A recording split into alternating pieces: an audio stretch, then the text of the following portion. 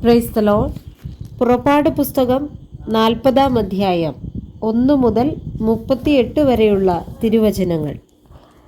അനന്തരം യഹോവ മോശയോട് അരുളി ചെയ്തത് എന്തെന്നാൽ, 1-ാം മാസം 1-ാം തീയതി നീ സമാഗമന കൂടാരം എന്ന തിരുനിവാസം നിവർക്കേണം. സാക്ഷ്യപ്പെട്ടകം അതിൽ വെച്ച് തിരശീല കൊണ്ട് പെട്ടകം മറയ്ക്കണം. മേശ കൊണ്ടുവന്ന് അതിൻ്റെ സാധനങ്ങൾ ക്രമത്തിൽ വയ്ക്കണം. നിലവിളക്ക് കൊണ്ടുവന്ന് അതിൻ്റെ ദീപം കൊളുത്തേണം. ധൂപത്തിനുള്ള പൊൻപീഠം സാക്ഷ്യപ്പെട്ടകത്തിന് മുമ്പിൽ വെച്ച് തിരുനിവാസ മതിലിൻ്റെ മറശ്ശില തൂക്കണം. സമാഗമന കൂടാരം എന്ന തിരുനിവാസത്തിൻ്റെ വാതിലിന് മുമ്പിൽ ഹോമയാഗപീഠം വയ്ക്കണം.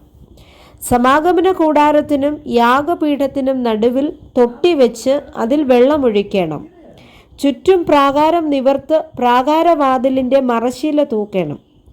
അഭിഷേക തൈലമെടുത്ത് തിരുനിവാസവും അതിലുള്ള സകലവും അഭിഷേകം ചെയ്ത് അതും അതിൻ്റെ ഉപകരണങ്ങളൊക്കെയും ശുദ്ധീകരിക്കണം.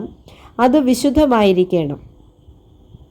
ഹോമയാഗപീഠവും അതിൻ്റെ ഉപകരണങ്ങളൊക്കെയും അഭിഷേകം ചെയ്ത് യാഗപീഠം ശുദ്ധീകരിക്കണം. യാഗപീഠം അതിവിശുദ്ധമായിരിക്കണം. തൊട്ടിയും അതിൻ്റെ കാലും അഭിഷേകം ചെയ്ത് ശുദ്ധീകരിക്കണം. അഹരോനെയും സമാഗമന കൂടാരത്തിൽ തിരുനിവാസത്തിൻ്റെ വടക്കുവശത്ത് തിരശീലയ്ക്ക് പുറത്തായി മേശ വെച്ചു. അതിന്മേൽ യഹോവയുടെ സന്നിധിയിൽ അപ്പം അടുക്കി വെച്ചു. യഹോവ മോശയോട് കൽപ്പിച്ചതുപോലെ തന്നെ. സമാഗമന കൂടാരത്തിൽ മേശയ്ക്കു നേരെ തിരുനിവാസത്തിൻ്റെ തെക്കുവശത്ത് നിലവിളക്ക് വയ്ക്കുകയും യഹോവയുടെ സന്നിധിയിൽ ദീപം കൊളുത്തുകയും ചെയ്തു. യഹോവ മോശയോട് കൽപ്പിച്ചതുപോലെ തന്നെ. സമാഗമന കൂടാരത്തിൽ തിരശീലയുടെ മുൻവശത്ത് പൊന്നുകൊണ്ടുള്ള ധൂപപീഠം വയ്ക്കുകയും അതിന്മേൽ സുഗന്ധധൂപവർഗം ധൂപിക്കുകയും ചെയ്തു. യഹോവ മോശയോട് കൽപ്പിച്ചതുപോലെ തന്നെ. അവൻ തിരുനിവാസത്തിൻ്റെ വാതിലിനുള്ള മറശ്ശില തൂക്കി. ഹോമയാഗപീഠം സമാഗമന കൂടാരം എന്ന തിരുനിവാസത്തിൻ്റെ വാതിലിന് മുൻവശത്ത് വയ്ക്കുകയും അതിന്മേൽ ഹോമയാഗവും ഭോജനയാഗവും അർപ്പിക്കുകയും ചെയ്തു. യഹോവ മോശയോട് കൽപ്പിച്ചതുപോലെ തന്നെ. സമാഗമന കൂടാരത്തിനും യാഗപീഠത്തിനും നടുവിൽ അവൻ തൊട്ടി വയ്ക്കുകയും കഴുകേണ്ടതിന് അതിൽ വെള്ളമൊഴിക്കുകയും ചെയ്തു. മോശയും അഹരോനും അവൻ്റെ പുത്രന്മാരും അതിൽ കൈയും കാലും കഴുകി. അവർ സമാഗമന കൂടാരത്തിൽ കടക്കുമ്പോഴും യാഗപീഠത്തിങ്കൽ ചെല്ലുമ്പോഴും കൈകാലുകൾ കഴുകും. യഹോവ മോശയോട് കൽപ്പിച്ചതുപോലെ തന്നെ. പുത്രന്മാരെയും സമാഗമന കൂടാരത്തിൻ്റെ വാതിൽക്കൽ കൊണ്ടുവന്ന് അവരെ വെള്ളം കൊണ്ട് കഴുകണം.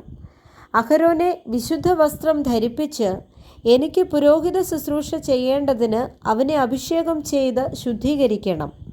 അവൻ്റെ പുത്രന്മാരെ വരുത്തി അങ്കി ധരിപ്പിച്ച് എനിക്ക് പുരോഹിത ശുശ്രൂഷ ചെയ്യേണ്ടതിന് അവരുടെ അപ്പനെ അഭിഷേകം ചെയ്തതുപോലെ അവരെയും അഭിഷേകം ചെയ്യണം. അവരുടെ അഭിഷേകം ഹേതുവായി അവർക്ക് തലമുറയോളം നിത്യപൗരോഹിത്യം ഉണ്ടായിരിക്കണം. മോശ അങ്ങനെ ചെയ്തു. യഹോവ തന്നോട് കൽപ്പിച്ചതുപോലെയൊക്കെയും അവൻ ചെയ്തു.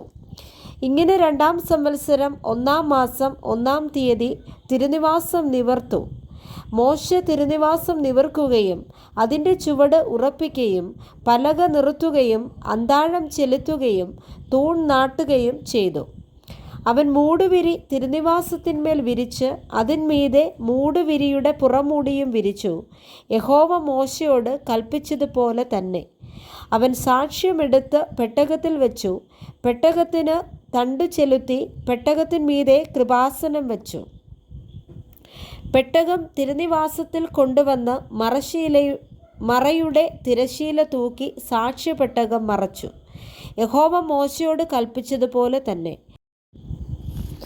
അവൻ തിരുനിവാസത്തിനും യാഗപീഠത്തിനും ചുറ്റും പ്രാകാരം നിർത്തി പ്രാകാരവാതിലിൻ്റെ മറശ്ശീല തൂക്കി.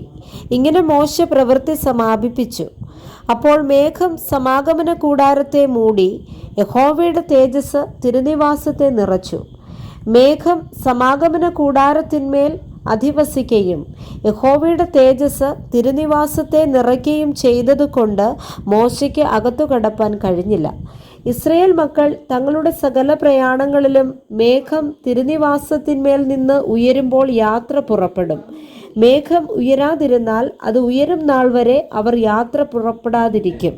ഇസ്രയേല്യരുടെ സകല പ്രയാണങ്ങളിലും അവരെല്ലാവരും കാൺകെ പകൽ സമയത്ത് തിരുനിവാസത്തിന്മേൽ യഹോവയുടെ മേഘവും രാത്രി സമയത്ത് അതിൽ അഗ്നിയും ഉണ്ടായിരുന്നു. Praise the Lord. വായിച്ച തിരുവചന വേദഭാഗങ്ങളാൽ കർത്താവ് എല്ലാവരെയും സമൃദ്ധിയായി അനുഗ്രഹിക്കുമാറാകട്ടെ. ആമേൻ.